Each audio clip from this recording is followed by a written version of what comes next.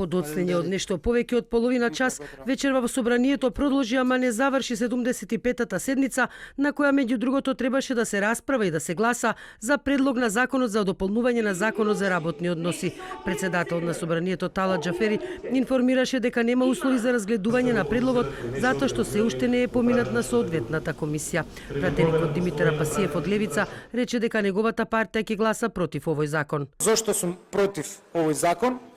Затоа што судиите со нивниот траен мандат се покажаа како рак рана на ово општество и јас стојам на ставот дека ни треба драстичен ресет на судството по југословенски критериум, а тоа значи дека судиите не треба да имаат траен мандат и треба да се промени уставот за тоа да го смениме. Таа измишлјотина на Фрчко се покажа дека е многу погубна за нашиот правосуден систем.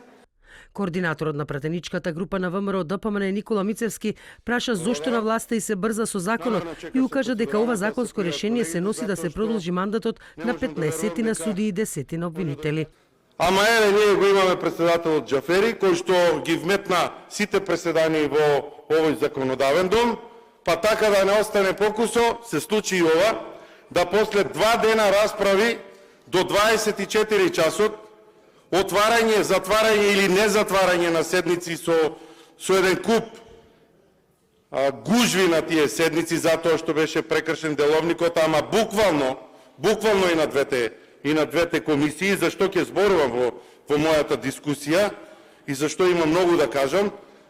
Еве денеска, трет ден поред, продолжуваме да работиме после редовната седница на собранието. Џафери не кажа кога ќе продолжи 75-та седница.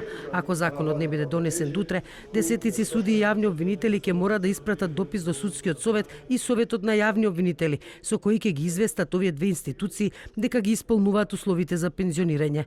Предлог законот предвидува продолжување на мандатот на суди и јавни обвинители кои ги исполниле условите за пензија. Се предлага законот да важи 3 години, се додека не стигнат кандидатите кои сега ја посетуваат наставата во Академијата за суди и јавни обвинители.